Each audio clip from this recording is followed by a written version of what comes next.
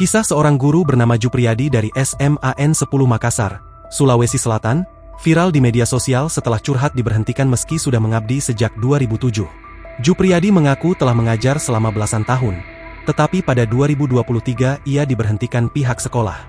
Ia sempat mengikuti seleksi pegawai pemerintah dengan perjanjian kerja pada 2024, tetapi gagal.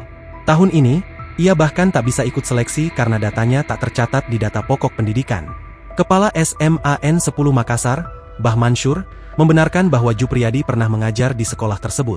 Namun, ia menegaskan, Jupriyadi tidak memiliki nomor unik pendidik dan tenaga kependidikan maupun akta 4 sebagai syarat formal guru.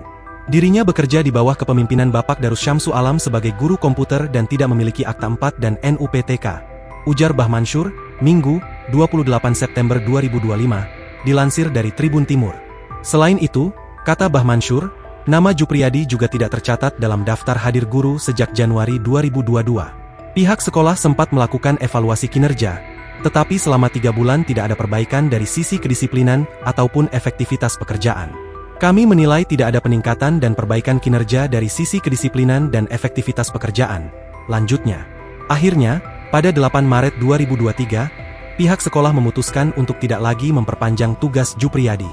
Fakta lain terungkap, Jupriyadi sempat mencalonkan diri sebagai anggota legislatif pada 2019, tetapi gagal melenggang ke kursi DPRD. Hingga berita ini diturunkan, Jupriyadi belum memberikan penjelasan lebih lanjut mengenai hal ini. Download Tribun X sekarang, menghadirkan lokal menjadi Indonesia.